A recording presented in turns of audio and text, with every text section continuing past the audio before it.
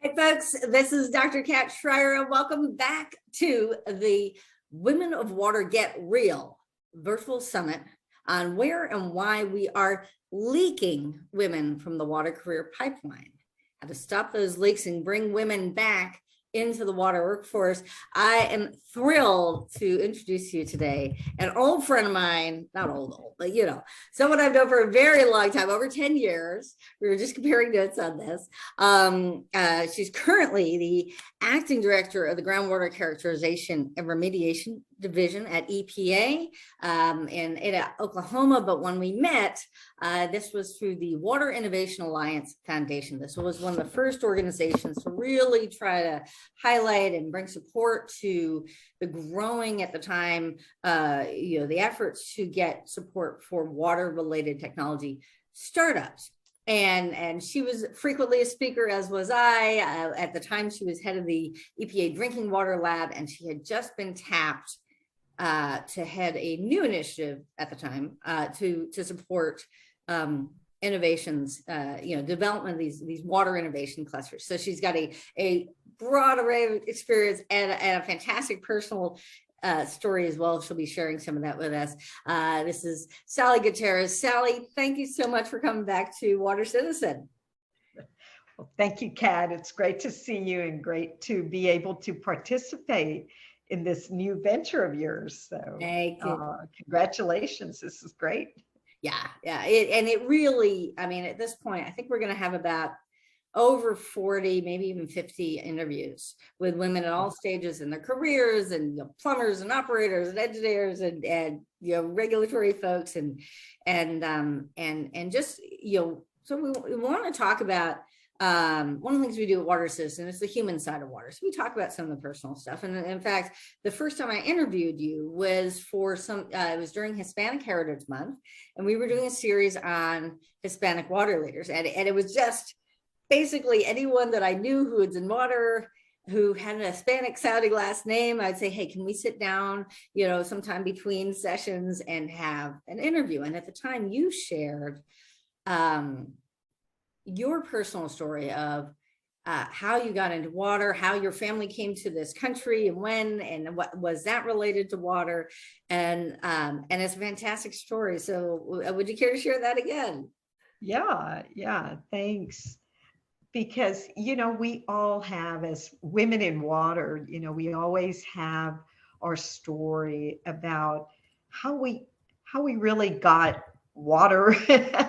How we came to our careers in water. And I know many, many women in water now, which is a good thing. Back in the day, it wasn't like that. But I think we all have our unique stories of how it came that we established our careers.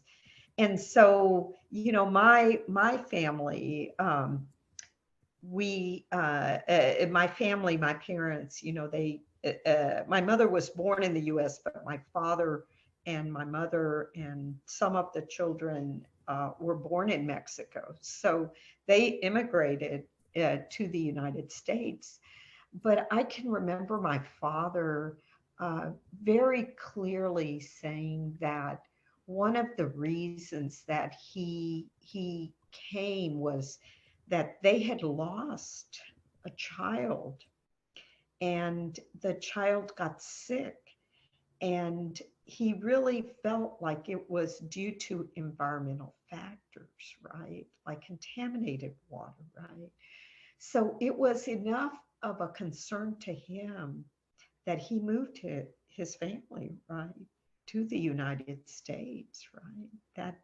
That to me was in and of itself. And I can remember, my father has passed away now, but I remember so clearly when he was telling me this story, that you could see the feeling and, everything that went into what was then a very hard decision for them.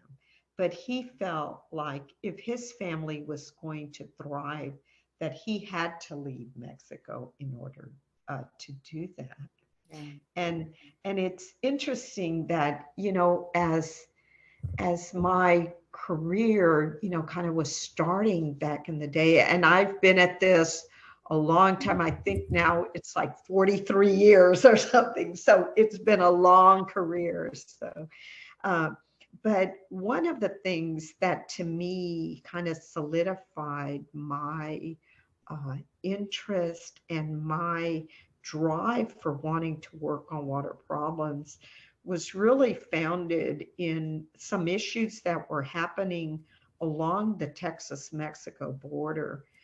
So back in the day, developers had been allowed to establish these subdivisions, but these subdivisions did not have water, drinking water, or wastewater services when they were built. They just were built in a way that was really exploiting, really, what were immigrant families. And they were primarily Mexican immigrants because it was right there at the border, Texas-Mexico border.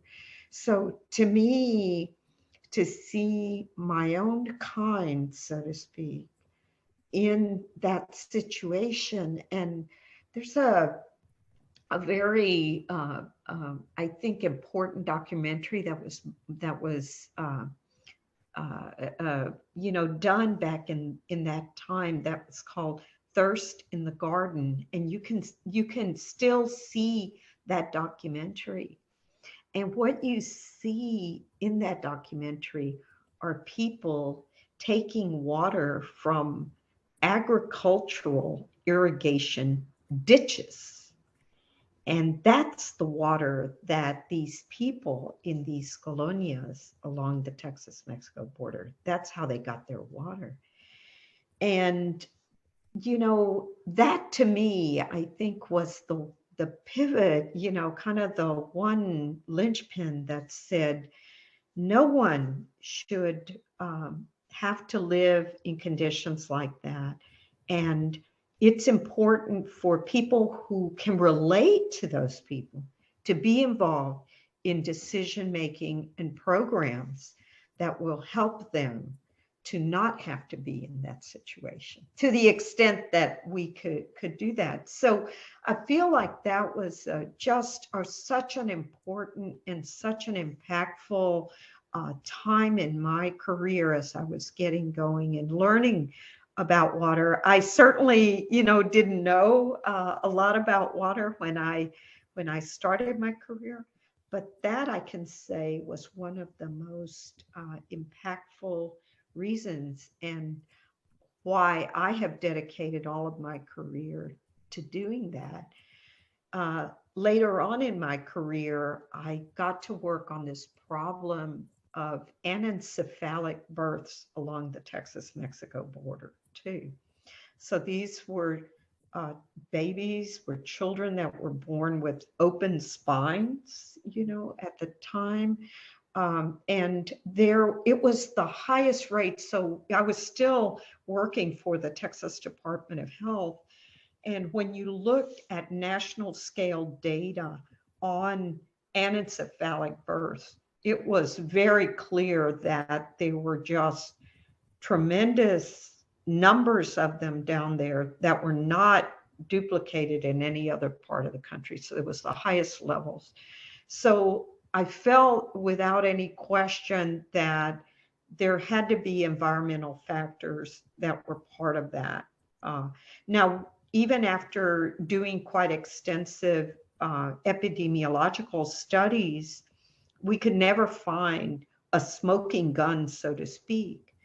But I knew that the conditions out there, again, were not conducive to the best health, right? So it was, again, tied to the health of the residents in those areas.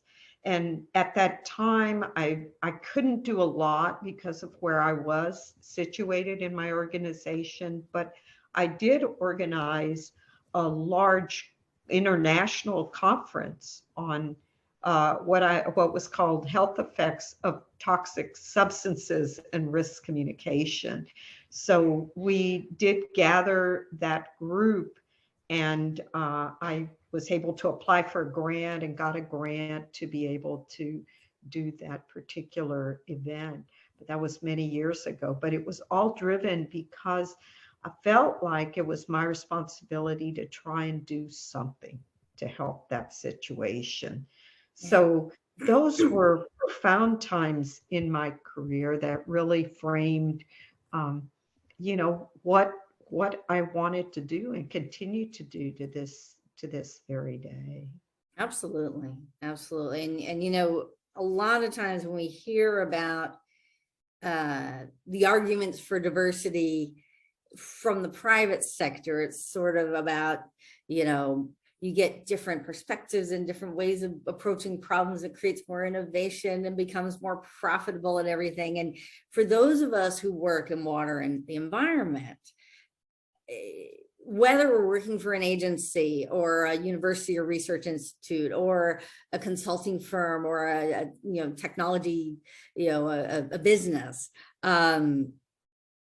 we're still part of that public service, right? Mm-hmm. And there, it is about more than just profit. It is about what is a service that we can provide to human health and the environment.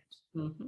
And I think I have it here. The literally right before the pandemic, this was the last press conference I did the same week that the lockdown started, was on Capitol Hill when they announced the Closing the Water Access Gap in the United States, a national action plan.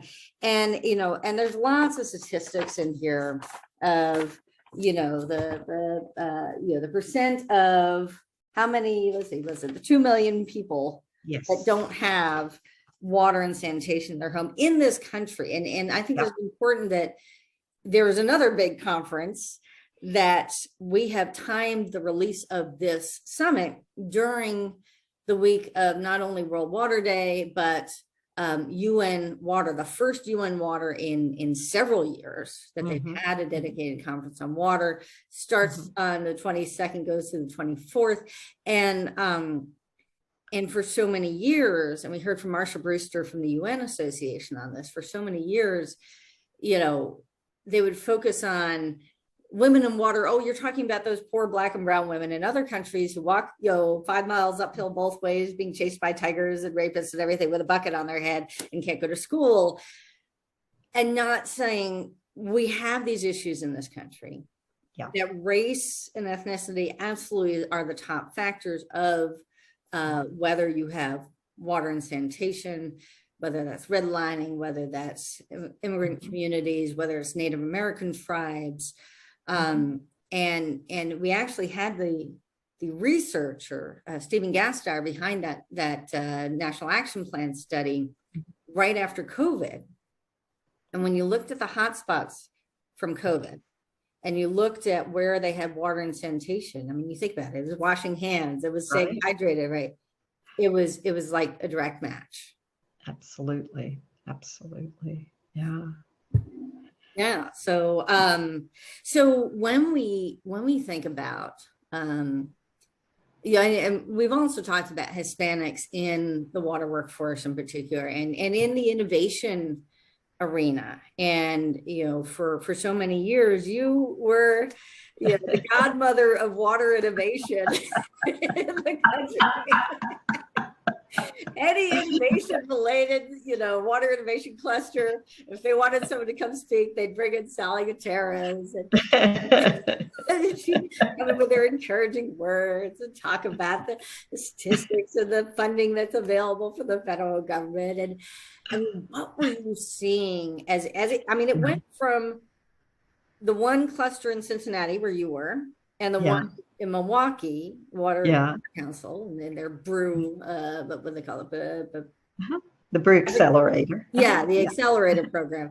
Now they're all over the place, right? What are you seeing in terms of diversity in the startup space? Who's getting funded? Who's getting into these clusters and incubators and everything?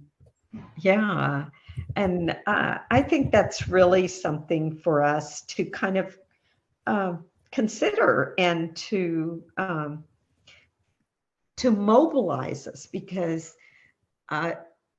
you know, in in the work that I did over those many years on developing these innovation ecosystems, I mean, clearly we still have a very, very small, almost insignificant percentage of businesses that are led, certainly by Hispanics. There's just not very much, you know, in my career, maybe I've run across maybe 3 or 4 in my whole career that are led by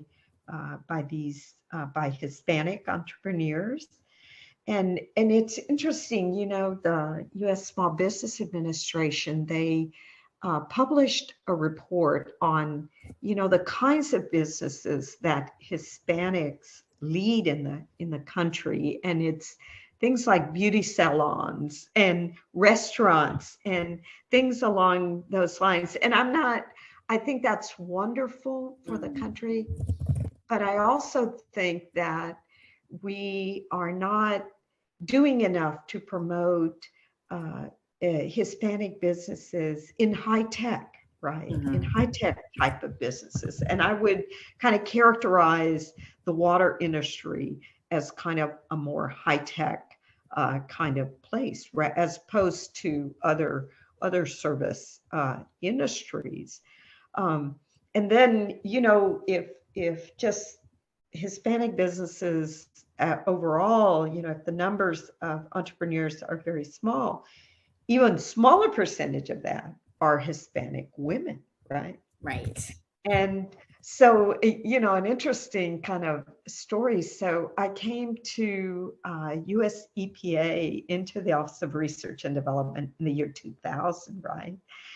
And I was the first career senior executive service member, female Hispanic, in the whole history of the agency. They had never hired a Hispanic woman to be a senior executive. Almost 30 years of EPA by that point. Yes, you were the first. Exactly. So you know, I was grateful for the opportunity, and it was kind of a huge step forward. And I have to say that I think there are 8 of us now, 8 of us. So we have made progress, although it has been very slow, right? Yeah. The progress has not been that fast, even in an organization like EPA. But we're inching our way, and we're trying to, one of the newest initiatives that we've started is within EPA.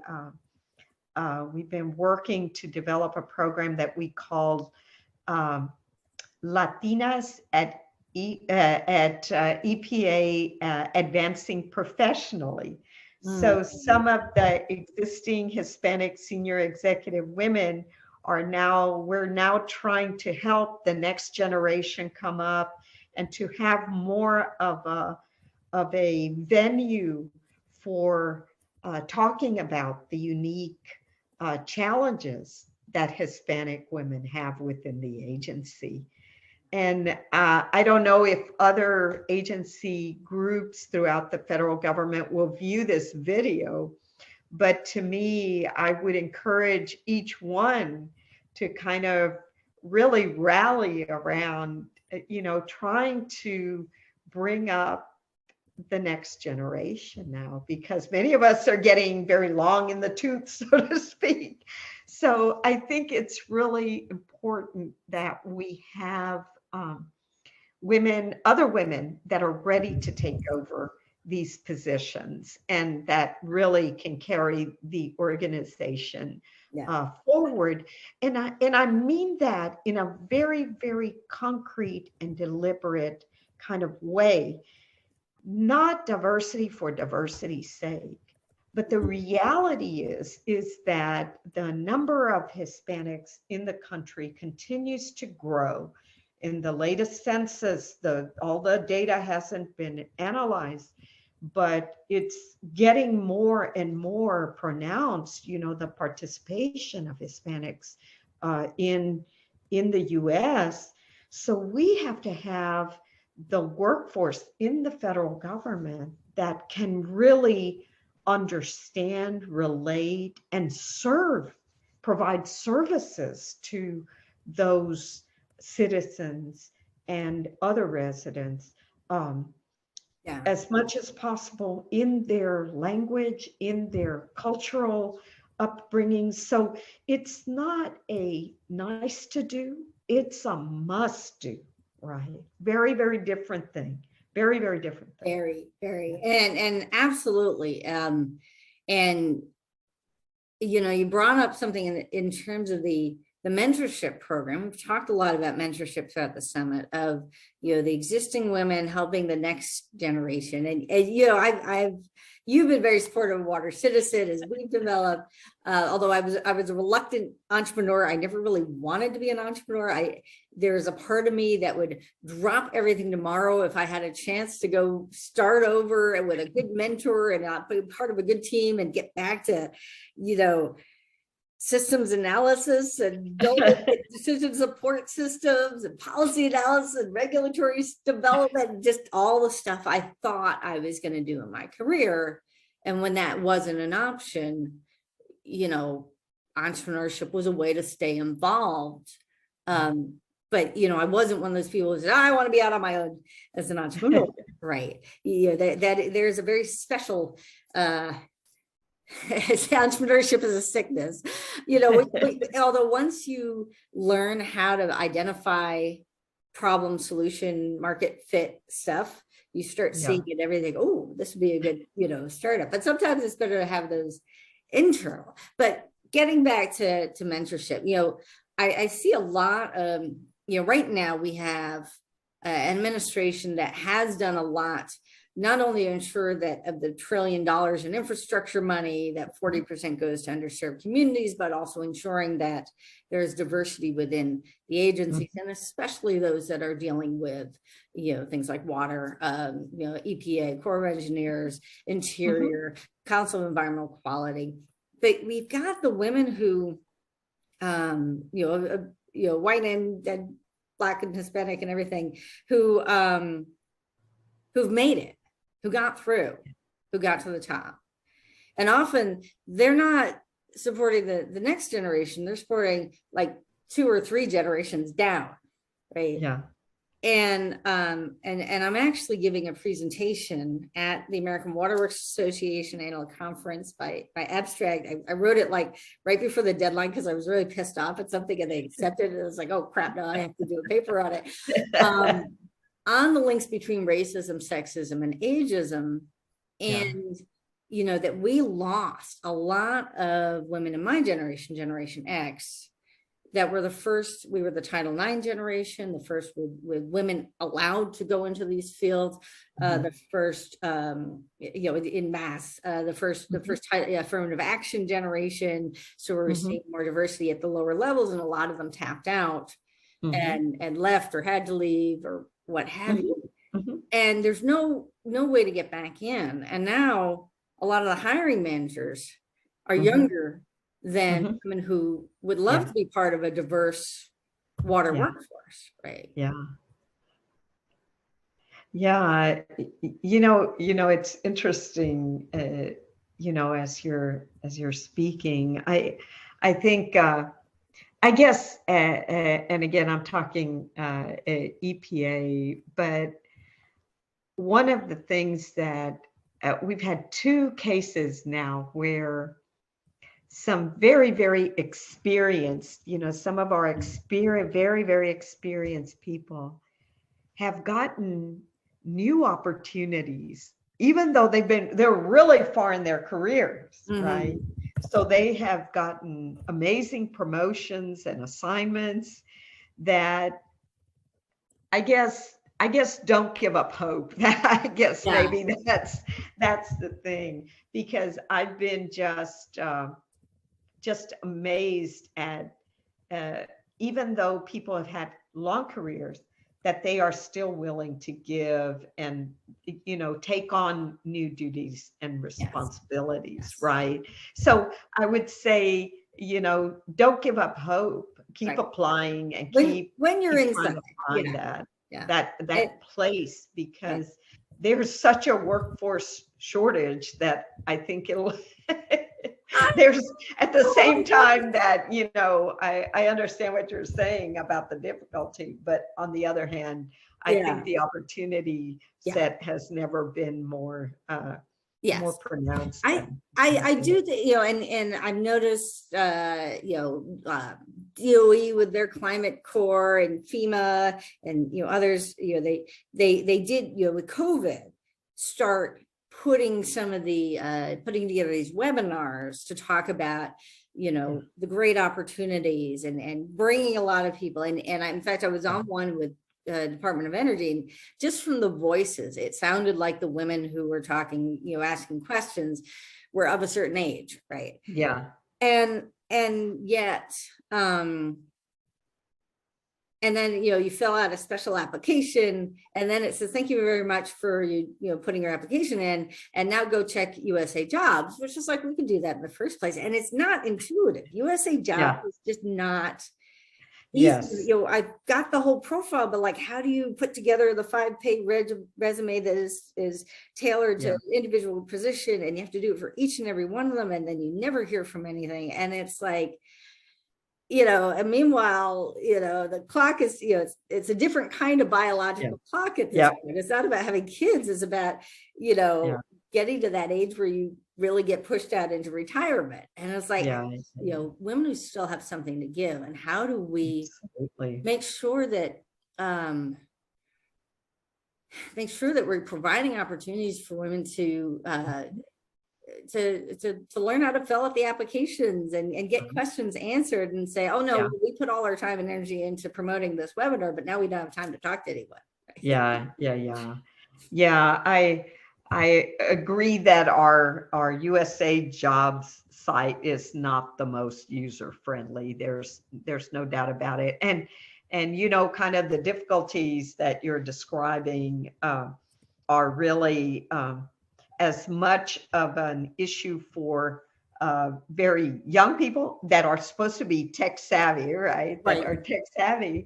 And so, and so it's across the board. I think everyone realizes that it is a monster of a system, and it's imperfect in many ways, many ways. So it continues to be a challenge, but I think we've been trying to do a better job of having more outreach to try and to, get folks to better understand that system. It's certainly not something that I have control over, but the USA Jobs, gurus or whatever. I don't know what is in the works in terms of that, but I think the point though is a good one, that any employer who really wants to get top-notch talent, right, has to get real about, kind of what kinds of tools, what are the best tools that can be brought about in order to do that. How can you make it easy? How can you make it more transparent? How can you make it equitable in and of itself, right? In and of itself. Right. To be able to access that. And then, the whole, process that follows that, which is usually not that transparent in the whole scheme of things. How does the application proceed through, and who is ultimately invited to the interview and selected, right? And at the end of the day, with regard to diversity and inclusion, the only thing that matters is who was hired, right? Who was hired. So, you have all of this. No prize for second place. Right. Exactly. So I think that is just to me, the most important metric, as we're going forward, is how many people of color, how many Hispanics, how many were ultimately hired to go into the system and make a difference. Yeah. In many ways, I consider my story to be just, it's been interesting, because you think about it, every obstacle was in that way, right? Every single obstacle was there, and there are instances when you can get through it, but anyway, but they're unusual is all I'm saying. And And to usually there's me, somebody it's still who unusual says, now, right? put this resume on the top of the pile. I've met this Yeah. person. I know that, I think you mentioned that. Who was it at El Paso? Was it Ed Archuleta or Ed Archuleta. So one of my tremendous mentors that I have had the real honor. I just saw him at the end of last year, and he gave this hour-long speech at the Texas DSAL conference, and I mean, he did it like nothing. I mean, he spoke for an hour on his leadership, on his just he was an entrepreneur in every way.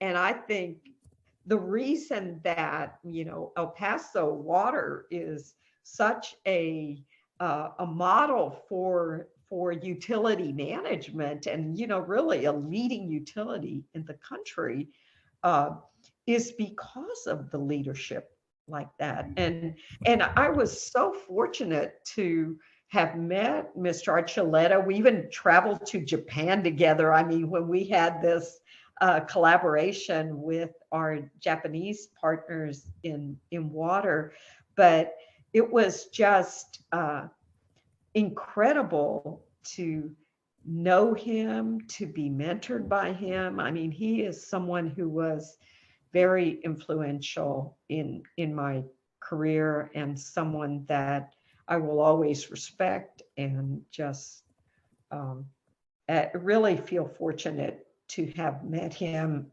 and had the chance to be with him, and to have him help me along my journey. So, so I think it's a great example about how we need people to look up to that are like us, right? That are like us. yes. Yeah. They give you encouragement on a level that, you can believe it, right? You can believe that it is possible when you see, leaders like that as you progress. So anyway. And we also talked a bit about, as these younger folks, I mean, now the millennials are turning 40, they are getting into those hiring manager roles, and they are the mentors. And so often we've got this mindset around mentoring down, right? Mentoring the next generation.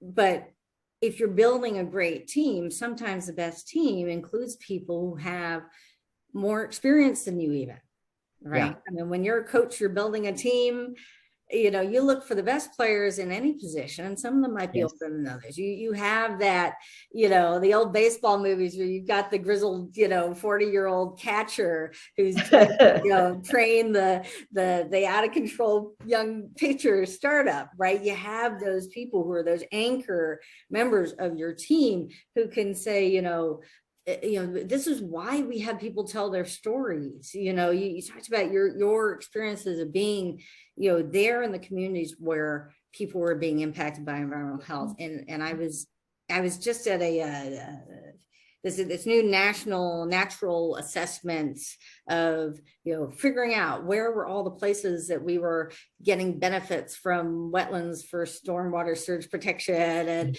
and health protection from trees and all that other kind of stuff, and wanting to have equity and consider different communities. Mm-hmm. And the folks that were doing it, they were like, well, we were told we had to hire diversity. So they're getting kids just out of school. Right. Yeah. And yes, they are more diverse, but they haven't been out in the field. I mean, this is Yes. the stuff I did my research on in my Yeah. PhD, is like, how do you take real world experience, what they call it, local experts, farmers, fishermen, Yeah. wildlife managers, duck hunters, whatever, that really know their environment, Hmm. and look for the science in the stories, Yes. Yeah. the rule bases that you can create around the decisions that they were making. It's not just about, oh, isn't this nice? Tell your story. Okay, everybody applaud now. Okay, now sit down. Next person, tell your story. That's not what telling your Yeah. story is about in this context, right? If you want to do an assessment, it's not just about what you learn in books and holding meetings and having people tell their stories. Yeah. Yeah. Yeah. Very much so. Very And, much and so. there's, one of the reasons I started that Hispanic Water Leader series is Yeah. because I'd been at a conference and somebody was getting up about, it was the EPA water sense, and it was those handheld washers for dishwashers, right? Yes. And Yeah. it was a low flow handheld dishwasher, and they were talking about the testing that they had done. It was a consultant in places like Founding Farmers and the Harvard cafeteria, and I said, do you think that because these are places that are kind of sustainability focused restaurants and cafeterias, that affected how they were using the devices? And I said, well, you're talking about the management. These are the people who wash the dishes. They don't speak English. Yeah. They don't care about water. And I'm thinking, these are the people who invented the acequias and the cisterns and have done some of the most innovative early the development of water management. And in many parts of Latin America, very conscious of water and ways of managing, Costa Rica, the environmental ecotourism and everything. I mean, there's a lot of just this assumption that if somebody doesn't speak English, that they don't care about water. And I just That's a fascinating story. That's very interesting story that you're saying. But I think it's not uncharacteristic, right? And this is, again, you're just further making the case for diversity. You have to kind of understand what is really going on and the capacity, and you have to be able to really understand who you are serving in these programs, right? Where are they coming from? What is their language competency and that sort of thing? So it continues to be a challenge. In recently I did some work to try and to better understand the numbers around educational attainment for Hispanics in the country. And even after so many years that we've had in place, programs targeting Hispanic serving institutions, minority serving institutions, these sorts of things, we have not made very much progress in the participation rate. When you look, and especially in STEM careers, right? Right. Very, very small numbers. So to me, that is a whole other area, because if we're building this future water workforce, right? And again, you can include community colleges, you can include other trade schools and like that. But the participation rate for Hispanics is very small in there. And you can, it's funny because a recent initiative, a number of universities have banded together because they finally realized that the number of Hispanic tenured professors was extremely low. I mean, gosh, it was really, really, really quite a statistical set when you looked at it. And they've now banded together to say, hey, we're going to do more to correct this. And I applaud that.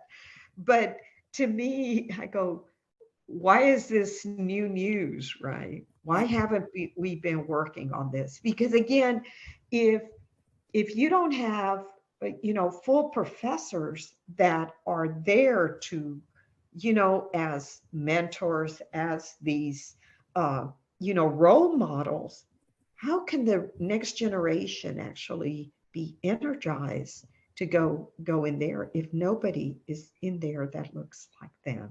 So, I mean, but I applaud very much that this has been identified as an area that has to be worked on, and that um, some progress will be made in that.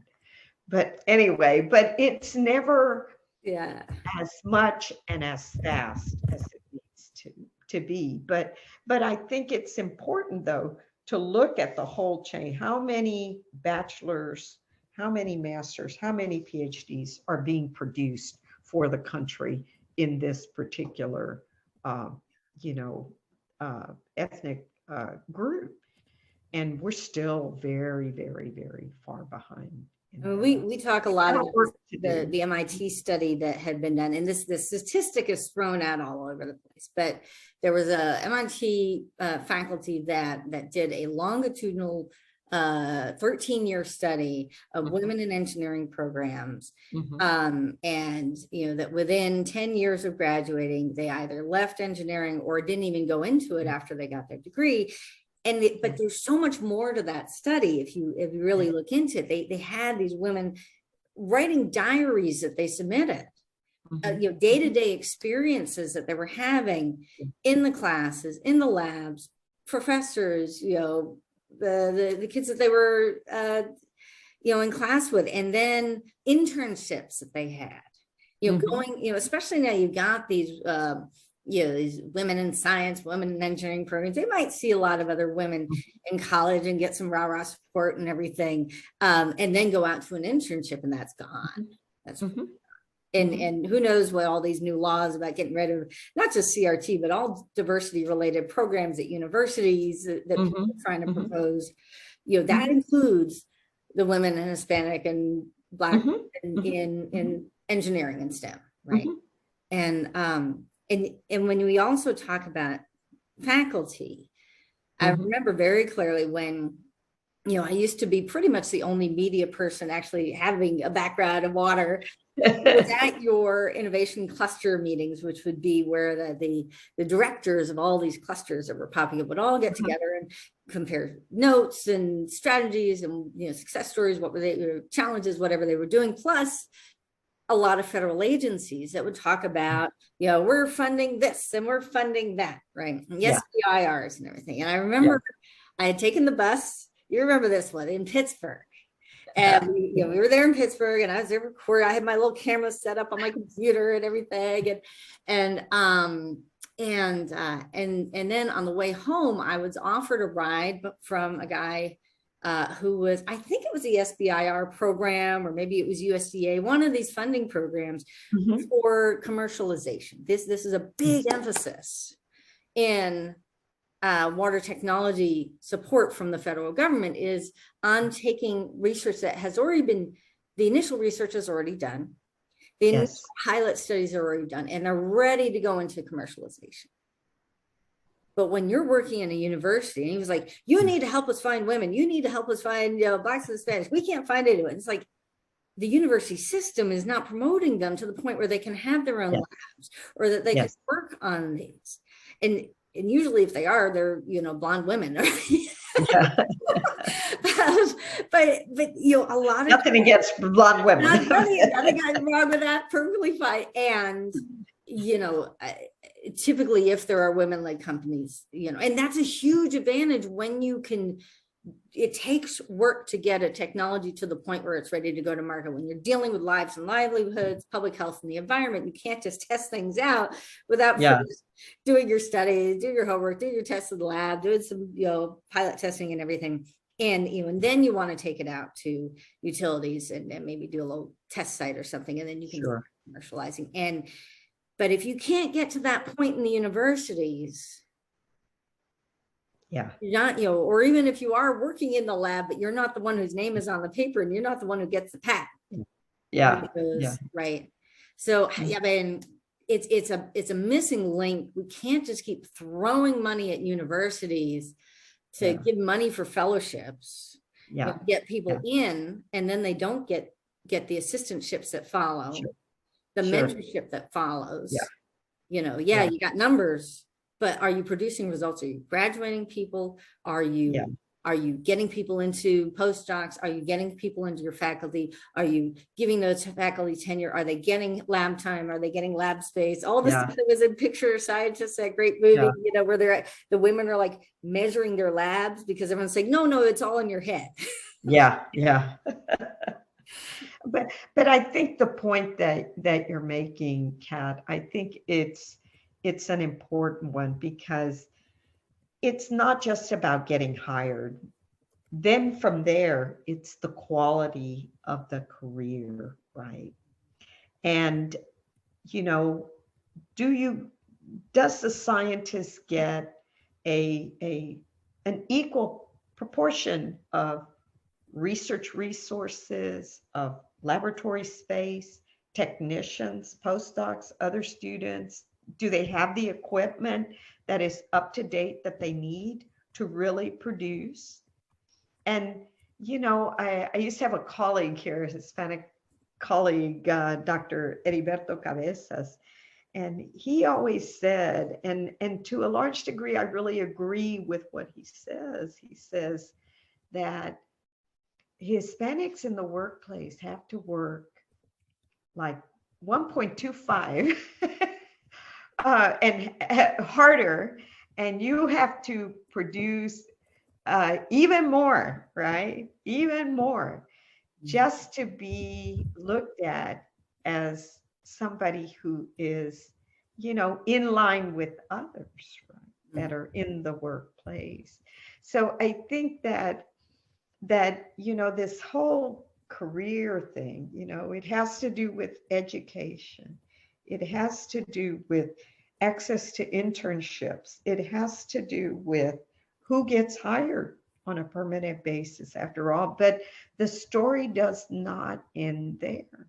You have to have a quality career, right? The resources, the support to be able to produce, the papers, the studies, the field studies, to be able to really elevate the stature of your work, the notoriety. You have to have a requisite number of resources to travel to conferences. This is something that we've battled to, is who is allowed to go to what conferences, and especially for Hispanic type scientists, are you going to venues, to conferences where people see you, and say, hey, I want to be like that person, right? Or are you going to the right conferences? Not only to the more, traditional technical conferences, but to the ones that are in line with your background. And that's certainly, our experience with, we have, the Hispanic Association of Colleges and Universities. We have many other conferences that are targeting STEM type of students and others. And I think it's very important, that we build kind of these networks of people like us. Not that we don't need the diversity itself, but we need venues where we validate, kind of who we are, and that, we are good to go, so to speak, in our careers. And I think developing these networks and being allowed to go to these very appropriate, so to speak, conferences is an important part. And it's different. It's different from a career path that another scientist who is not, not diverse, they would not have the same requirements, so to speak. But I think it is part of the responsibility, but also the opportunity that we have. So anyway, the only point that I was trying to make there is that it doesn't end at the point where you get hired. It's all about, kind of the success of your career. How many publications were you able to produce, and did they get the requisite attention there? Right. And quite honestly, I've seen some of our Hispanic scientists do just extraordinary work. In particular, one of our molecular ecologists, molecular microbial ecologist, Dr. Jorge Santo Domingo, he has been just what I would say is one of our most prolific scientists.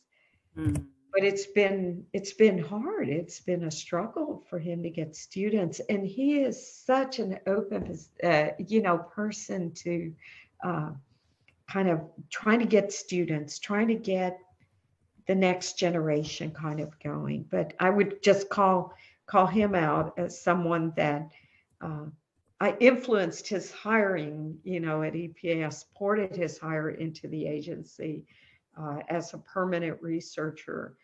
But I can say that, it's also been a challenge in his career there. But despite that, right, it's like he's the kind of person that he's going to succeed no matter what.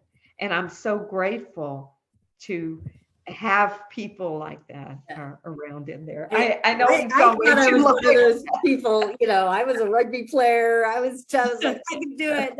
Nobody's going to keep me down. But, one of the things, just a couple of things before we go, one of the things that's been coming up a lot in the course of the summit is that a lot of those, underrepresented groups during COVID in particular have begun creating virtual networks and private, little mastermind groups for peer support kinds of things, like Women Crushing Wednesdays, Women of Water, Women WXED, W and XED. Amanda Jones is going to be speaking. We had Nicole Brown, who created System for the sisters, the women, Black women professionals, and also helped create the National Black Water Professionals Alliance, and being able to use virtual conferences where you don't have to get someone to approve your time and your travel expenses to be able to be part of it. Has that happened in the Hispanic? And I know sometimes the Hispanic and Native American communities also collaborate in the environmental space because there's overlap, right? Yeah.